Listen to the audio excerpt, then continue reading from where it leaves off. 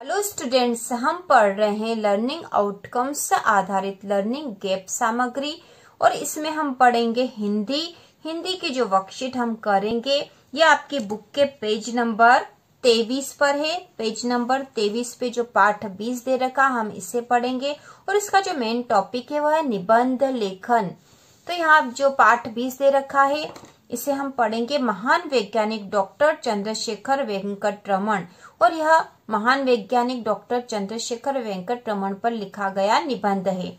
तो चंद्रशेखर वेंकट रमन का जन्म दक्षिण भारत में तिरुचिरापल्ली नगर में 7 नवंबर सन 1888 ईस्वी में हुआ था। इनके पिता श्री चंद्रशेखर अय्यर एक साधारण आदमी थे। पहले वे तिरुचिरापल्ली के एक हाई स्कूल में अध्यापक थे।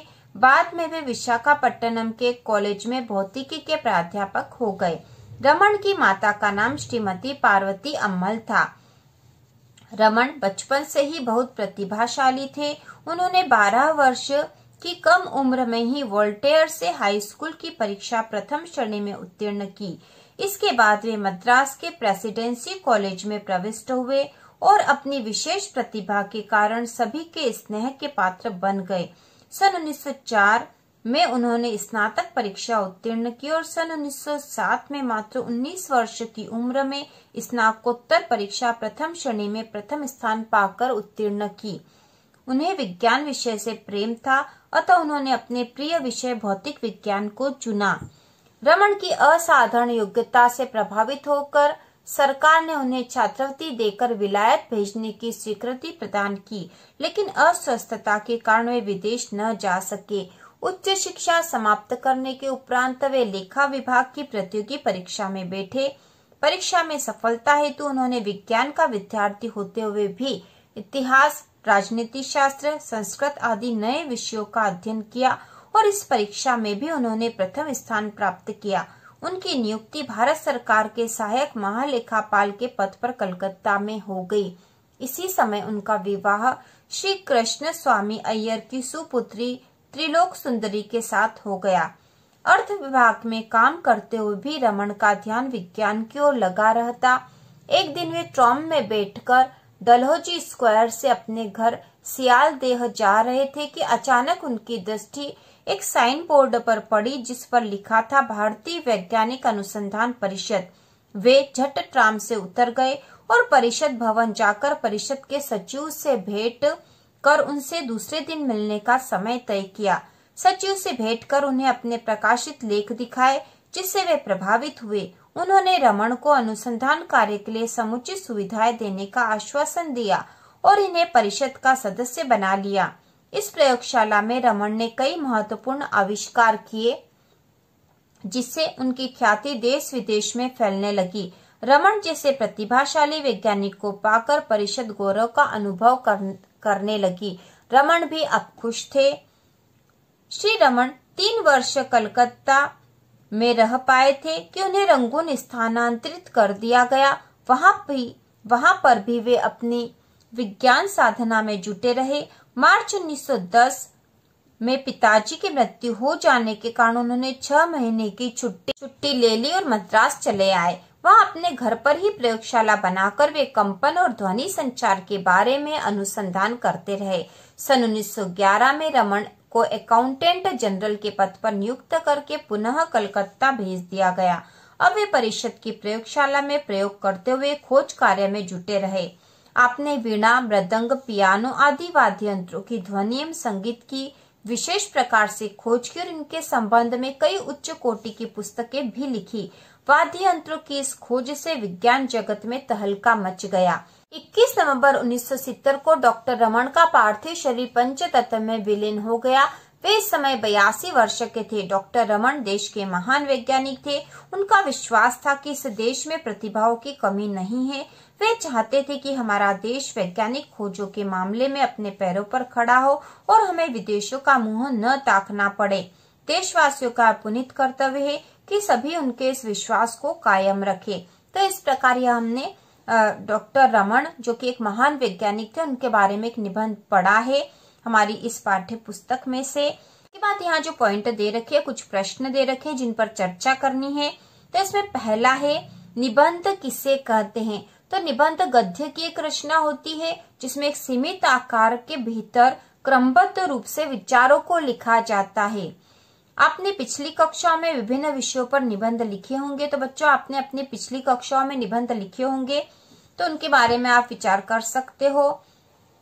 इसके बाद है महापुरुषों पर लिखते समय रूपरेखा में निम्नानुसार बिंदु लिखना चाहिए। ठीक है, निबंध की रूपरेखा में कौन से बिंदु लिखे जाते हैं? तो निबंध जब भी हम लिखते हैं तो पहले उसकी रूपरेखा बना लेते हैं कि हमें इस निबंध में किस किस विषय पर पॉइंट बनाकर लिखने हैं, और वही रूपरेखा होती है। जैसे हम किसी महापुरुष पर लिख रहे हैं तो उसकी रूपरेखा होगी, सबसे पहले आएगी प्रस्तावना। प्रस्तावना में उनके जन्म और जन्म स्थान आदि के बारे में बात होती है। दूसरा है शिक्षा, तीसरा पॉइंट महान कार्य, चौथा है जीवन में उपलब्धि और पांचवा है उपसार। तो इस प्रकार रूपरेखा है। इसके बाद अगला जो है पाठ्य पुस्तक में पठित निबंध के विषय में प्रश्न एवं जानकारी साझा करें। जैसे चंद्रशेखर वेंकट रमन का जन्म कब और कहाँ हुआ था, तो यह हम निबंध में से ही ढूंढकर बता सकते हैं। रमन की प्रारंभिक शिक्षा प्राप्त करते समय क्या स्थिति थी, इनका विद्यार्थी जीवन कैसा रहा, रमन के कार्यक्षेत्र के विषय में बतलाइए और विज्ञान के क्षेत्र में इनकी क्या देन है। तो ये सारे जो उत्तर है हम इस निबंध को पढ़कर यहाँ पर लिख सकते हैं। ठीक है, आप इस निबंध में से ही ढूंढकर बता सकते हो। जैसे चंद्रशेखर वेंकट रमन का जन्म कब और कहाँ हुआ था, तो इसका उत्तर है प्रश्न का होगा चंद्रशेखर वेंकट रमन का जन्म दक्षिण भारत में तिरुचिरापल्ली नगर में 7 नवंबर सन 1888 में हुआ था। ठीक है, चंद्रशेखर वेंकट रमन का जन्म कब और कहाँ हुआ था, उसका उत्तर ये हो गया पहले प्रश्न का। तो इस प्रकार बाकी प्रश्न, जो अगला प्रश्न है जिसने रमन की प्रारंभिक शिक्षा प्राप्त करते समय क्या स्थिति थी, तो इसका उत्तर होगा रमन बचपन से ही बहुत प्रतिभाशाली थे। उन्होंने 12 वर्ष की कम उम्र में ही वाल्टेयर से हाई स्कूल की परीक्षा प्रथम श्रेणी में उत्तीर्ण की थी। तो ये उनकी प्रारंभिक शिक्षा के बारे में यह उत्तर है। प्रश्न था कि इनका विद्यार्थी जीवन कैसा रहा, तो यहाँ हम लिखेंगे तीसरे प्रश्न का उत्तर मद्रास के प्रेसिडेंसी कॉलेज में प्रविष्ट हुए और अपनी विशेष प्रतिभा के कारण सभी के स्नेह पात्र बन गए। सन 1904 में उन्होंने स्नातक परीक्षा उत्तीर्ण की। ठीक है, तो इस प्रकार यह उनका विद्यार्थी जो जीवन था उसके बारे में हम यहाँ लिख सकते कि वे एक प्रतिभाशाली विद्यार्थी थे। चौथे प्रश्न का उत्तर होगा अर्थ विभाग में काम करते हुए भी रमन का ध्यान विज्ञान की ओर लगा रहता था।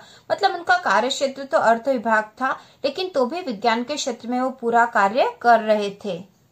जो अगला पांचवा प्रश्न है विज्ञान के क्षेत्र में इनकी क्या देन है, तो इसका उत्तर होगा आपने वीणा, मृदंग, पियानो आदि वाद्य यंत्रों की ध्वनि एवं संगीत की विशेष प्रकार की खोज की और इनके संबंध में कई उच्च कोटि की पुस्तकें भी लिखी।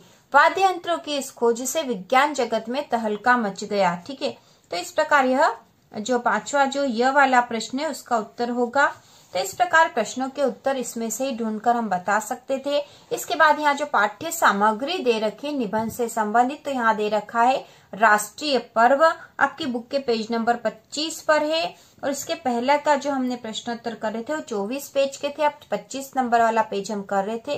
राष्ट्रीय पर्व गणतंत्र दिवस 26 जनवरी, इसकी भूमिका है तो हम पढ़ लेते हैं इसको। देश के लिए सहर्ष अपने प्राणों को उत्सर्ग कर देने वाले शहीदों का खून रंग लाया। 15 अगस्त 1947 को हमारा देश स्वतंत्र हुआ। इसी दिन हमने अंग्रेजों की दास्ता की बेड़िया स्वतंत्र वातावरण में सुख की सांस ली थी, परंतु हमारी यह स्वतंत्रता अधूरी ही थी क्योंकि शासन की बागडोर अंग्रेजी शासकों के हाथ में थी। अंग्रेजी शासकों का संविधान भी हमारे ऊपर लागू था। जिस दिन भारत पूर्ण स्वतंत्र घोषित किया गया, जिस दिन जनता द्वारा बनाया गया संविधान लागू हुआ, जिस दिन भारतीय जनता का शासन भारत में स्थापित हुआ, वह दिन है 26 जनवरी 1950। इसी दिन सूर्योदय के साथ भारत की राजधानी दिल्ली में भारतीय गणराज्य के रूप में नवीन युग का उदय हुआ था। पर्व को मनाने का ढंग, तो ये हमने 26 जनवरी के बारे में भूमिका देख ली है। अब पर्व को मनाने का ढंग, यह राष्ट्रीय पर्व भारत के कोने कोने में खूब धूमधाम से मनाया जाता है। सभी सरकारी कार्यालयों, विद्यालयों और व्यक्तिगत फैक्ट्रियों में इस शुभ समारोह के अवसर पर अवकाश रहता है। बड़े बड़े जलसे व जुलूस आयोजित किए जाते हैं। राष्ट्रपति एवं राज्यपालों को सलामी दी जाती है। राजकीय भवनों पर दीपक जलाए जाते हैं। भारत की राजधानी दिल्ली में तो यह पर्व विशेष हर्षोल्लास के साथ अनूठे रूप में मनाया जाता है। इसके बाद है विद्यालय में यह पर्व, तो हमें लिखना है कि हमारे विद्यालय में यह पर्व मतलब गणतंत्र दिवस कैसे मनाया जाता है। और उसके बाद आ जाएगा उपसंहार। तो यहाँ वर्कशीट दे रखी है, इन प्रश्नों के उत्तर अब हम देंगे। तो पहला प्रश्न है गणतंत्र दिवस किस प्रकार का पर्व है, तो इसका उत्तर होगा गणतंत्र दिवस राष्ट्रीय पर्व है। इसके बाद दूसरा है हमारे देश में कितने प्रकार के पर्व मनाए जाते हैं, तो इसका उत्तर है हमारे देश में धार्मिक पर्व, सांस्कृतिक पर्व व राष्ट्रीय पर्व मनाए जाते हैं। इसके बाद तीसरा प्रश्न है हमारे यहाँ राष्ट्रीय पर्व कौन कौन से हैं, तो इसका उत्तर है हमारे यहाँ राष्ट्रीय पर्व गांधी जयंती, स्वतंत्रता दिवस, गणतंत्र दिवस है। इसके बाद अगला प्रश्न है धार्मिक पर्वों के नाम लिखिए। तो आप अपने अनुसार भी अपने धार्मिक पर्व जो आपके यहाँ आप मुख्य रूप से मनाते हो उनके नाम लिख सकते हो। और हमने यहाँ लिखा है दीपावली, होली, रक्षाबंधन, ईद, जन्माष्टमी आदि। अगला प्रश्न नंबर 5 है और ये आपकी बुक के पेज नंबर 26 पर है। ठीक है, पेज नंबर 26 के जो प्रश्न है अब वह कर रहे हैं हम। तो इस निबंध की भूमिका में कौन कौन सी बातें लिखी है, तो इसका उत्तर होगा इस निबंध की भूमिका में देश की स्वतंत्रता व शहीदों के बलिदान की बातें हैं। देश का संविधान 26 जनवरी 1950 को लागू हुआ। इसके बाद अगला प्रश्न है भूमिका के लिए निबंध लेखन में दूसरा शब्द कौन सा है, तो भूमिका के लिए जो दूसरा शब्द प्रयोग किया जाता है प्रस्तावना है। इसके बाद अगला है भूमिका लिखने के बाद निबंध में कौन से विषय पर लिखा जाता है, तो भूमिका के बाद विषय के अनुसार लिखा जाता है। जैसे राष्ट्रीय पर्व विषय पर भूमिका, जिसे भूमिका लिख दी उसके बाद हम लिखेंगे पर्व मनाने का ढंग, विद्यालय में पर्व। ठीक है, इस प्रकार से लिखा जाता है।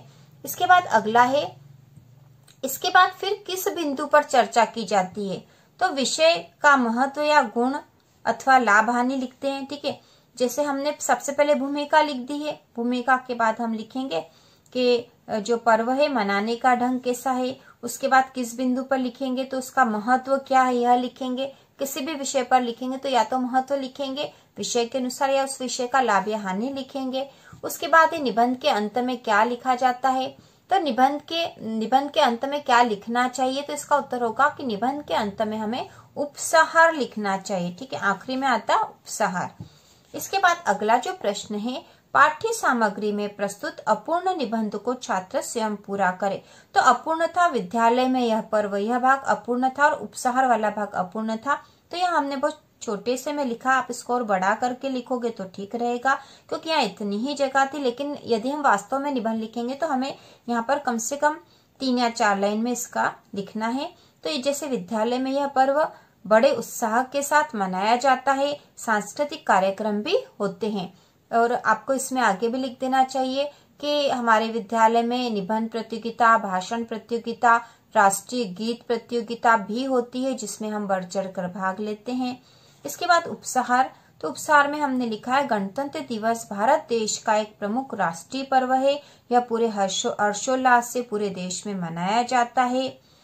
इसके बाद अगला जो प्रश्न है किसी एक धार्मिक पर्व पर निबंध, शीर्षक और रूपरेखा लिखिए। तो कोई सा एक धार्मिक पर्व पर लिखना है तो हमने यहाँ शीर्षक लिख दिया दीपावली।